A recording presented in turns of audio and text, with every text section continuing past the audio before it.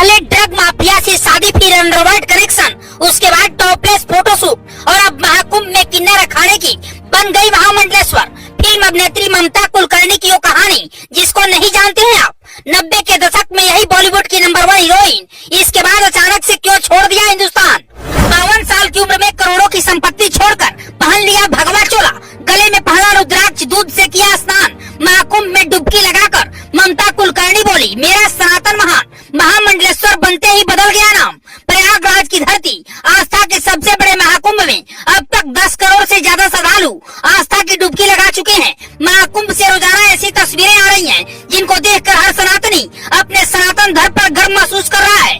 इस महाकुंभ की झलक देखकर लोग सनातन की तरफ खींचे आ रहे हैं। बीते शुक्रवार को भी महाकुंभ के किन्नर अखाड़े से ऐसी तस्वीर सामने आई जिसे देखकर हर सनातनी का सीना गर्व से चौड़ा हो गया। तो वहीं कुछ लोग इस तस्वीर को देखकर दंग रह गए। जी हाँ, ठीक सुन रहे हैं आप। जिस तस्वीर को आप देख रहे हैं ये फिल्म अभिनेत्री ममता कुलकर्णी। आजकल की युवा पीढ़ी शायद ही ममता कुलकर्णी के बारे में जानती हो, लेकिन ममता कुलकर्णी 90 के दशक की बॉलीवुड में मशहूर अदाकारा रही है। आज भी उनका गाना मुझको राणा जी माफ करना अक्सर शादी और पार्टियों में बजता हुआ मिलता है। लेकिन ममता कुलकर्णी ने महाकुंभ में सब कुछ छोड़कर भगवा चोला ओढ़ लिया है। करोड़ों की संपत्ति को ठुकराकर ममता किन्नर अखाड़े की महामंडलेश्वर बन गई है। बीते शुक्रवार को जूना अखाड़े के आचार्य लक्ष्मी नारायण त्रिपाठी ने ममता कुलकर्णी को दीक्षा दी।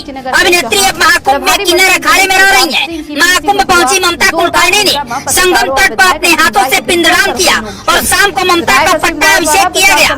ममता कुलकर्णी ने महाकुंभ से कई तस्वीरों और वीडियो को अपने इंस्टाग्राम अकाउंट पर शेयर किया है। इन तस्वीरों में वो भगवा वस्त्र पहने साधुओं के साथ खड़ी नजर आ रही हैं। महामंडलेश्वर बनी ममता कुलकर्णी का नया नाम अब श्री अमाई ममता नंदगिरी महामंडलेश्वर होगा। 52 साल की उम्र में ममता ने सब कुछ त्याग कर अध्यात्म का राह चुना है, लेकिन उनकी जिंदगी इतनी आसान नहीं रही। ममता कुलकर्णी लगभग 2 दशक से ज्यादा भारत से दूर रही है और फिल्मों से अचानक गायब हो गयी।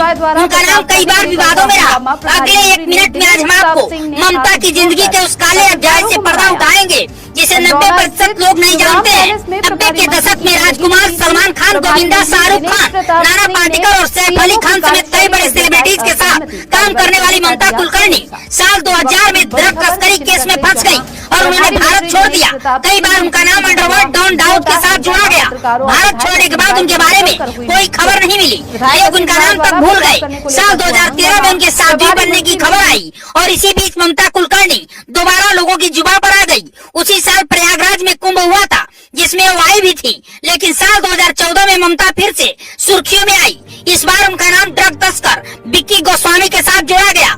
साल 2014 में ममता कुलकर्णी को विक्की गोस्वामी के साथ केन्या में पुलिस हिरासत में लिया गया। कहा जाता है कि दोनों रिलेशनशिप में थे।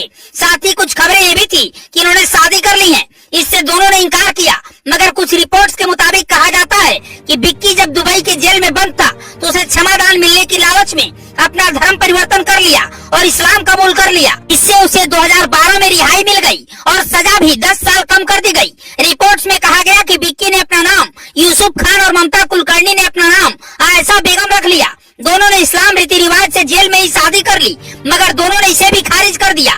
जब केन्या की पुलिस से पूछताछ के बाद जब वो ड्रग तस्करी मामले में कोई कनेक्शन न होने के बाद जेल से छूटी तो उन्होंने दावा किया कि वो ममता कुलकर्णी नहीं बल्कि आयशा बेगम है। उस वक्त उन्होंने बताया कि ममता कुलकर्णी से उनकी शक्ल काफी मिलती है, जिस कारण से लोग उन्हें गलती से बॉलीवुड एक्ट्रेस समझ रहे हैं। लेकिन ये बात जग जाहिर थी कि ममता कुलकर्णी झूठ बोल रही है। इतना ही नहीं, साल 1993 में एक मैगजीन के लिए ममता ने टॉपलेस फोटोशूट करा करके बखेड़ा खड़ा कर दिया। आपको बता दें कि ममता करीब 85 करोड़ रुपए की संपत्ति की मालकिन है। उन्होंने ये संपत्ति अपने सुनहरे फिल्मी कैरियर से कमाई है। 90 के दशक में ममता ने करण अर्जुन, आशिक आवारा, सबसे बड़ा खिलाड़ी में काम किया और 52 साल की उम्र में ममता ने अध्यात्म की तरफ रुख करते हुए दीक्षा ले ली है। अब वो किन्नर अखाड़े की महामंडलेश्वर बन गई। वहीं ममता का कहना है कि मुझे महाशक्ति ने आदेश दिया कि मुझे ये चुनना है। 2012 से मैंने तपस्या शुरू की, 23 साल हो गए। महामंडलेश्वर की उपाधि के लिए मेरी काफी परीक्षा ली गई, हर प्रकार से प्रश्न में पास हो गई, तब जाकर मुझे महामंडलेश्वर की उपाधि प्राप्त हुई है। महामंडलेश्वर की उपाधि मिलने के दौरान ममता कुलकर्णी काफी भावुक नजर आई, उनकी आंखों में आंसू बहने लगे। ममता ने इस दौरान ये भी बताया कि वो आगे जाकर काशी विश्वनाथ मंदिर और अयोध्या धाम जाएंगी। इसके बाद माता पिता का प्रीत तर्पण भी करेंगी। वैसे ड्रग माफिया से ममता बनर्जी के महामंडलेश्वर बनने तक की पूरी पूरी कहानी पर आपका क्या कहना है?